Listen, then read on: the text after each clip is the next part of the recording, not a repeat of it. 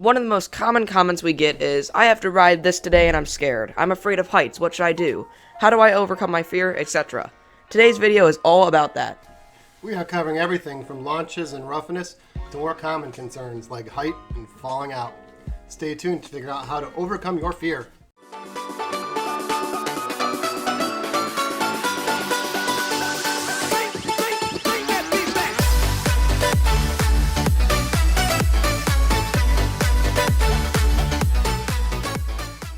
One of the most common fears in the world is acrophobia, the fear of heights. Some roller coasters extend over 300 feet in the air that will shake riders with acrophobia to the core. One of our first tips of overcoming your fear of heights is that on coasters you'll only be up at the top of the hill for a second. Most roller coasters have lift hills, and these lift hills usually crest immediately, so you're only at the maximum height for a few seconds.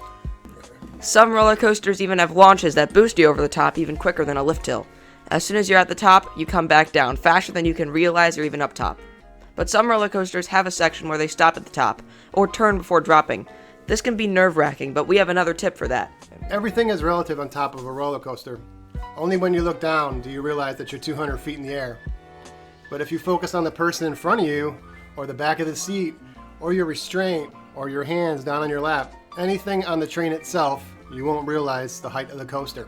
You can combine these two tips and you'll be ready to conquer any coaster. You're only up there for a second. Speed is a much less common fear on coasters, but is still present.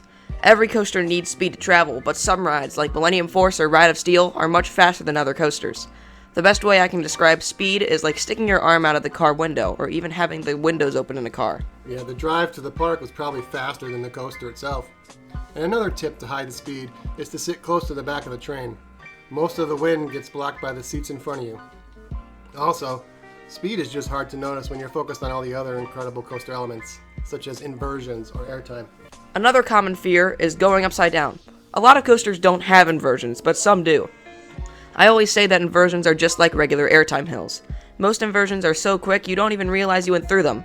They honestly feel like bank turns or airtime hills. It's only when you look up that you'll notice you're upside down. The only exception to this rule is when you have a slow inversion, like the inversions on Copperhead Strike or the Roll on Valraven. It's impossible to avoid hang time on the inversions, but my best tip would just be let it happen. Most of us have experienced hanging upside down when we were younger by hanging off the monkey bars or falling off the couch upside down. Roller coasters are meant to be fun, and hang time is one of the most fun parts. If you're terrified, just hold on to the restraint. That restraint will never come undone, but we will discuss that in a minute. Newer coasters and steel coasters are usually very smooth, but every once in a while you stumble across a rough coaster. Rough coasters can usually cause headbanging or jackhammering, which can lead to headaches. To avoid these, you first want to identify a rough coaster. Most coasters with track that looks like this, a pipe in the middle with cross ties to higher beams, cause rough rides. Also, wooden coasters without curved drops have a chance of being rough. To avoid headbanging, keep your head outside the shoulder restraint. You can do this by leaning your head out, which will avoid the restraint. To avoid jackhammering, lean forward out of the wooden coaster car, which will avoid hitting your head on the seat back. Most wooden coasters, however, include a rumble, which doesn't hurt and actually adds to the experience. A common fear is collision, which happened recently on Steel Vengeance and Shivering Timbers. But these collisions are 1 in a million. And when they do occur, they're at very low speeds, in the loading station.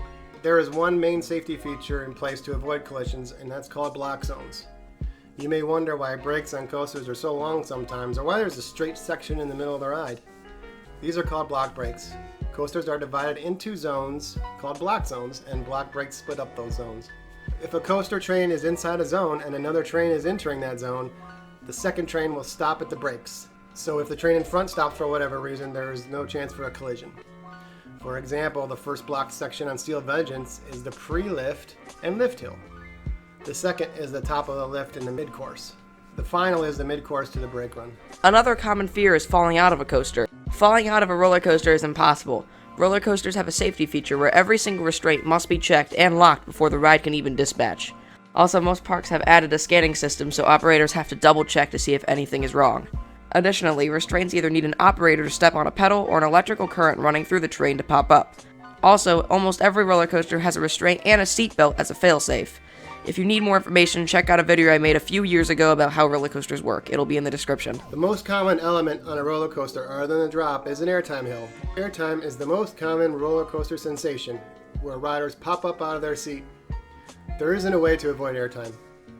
Just know that the restraints will hold you in. Airtime is meant to be enjoyed by the rider, so just enjoy it, the one-of-a-kind experience. If you are terrified, push the restraint down more, staple yourself. That way you are prohibited from flying up out of your seat. Another feeling of airtime is like the butterfly sensation in your stomach.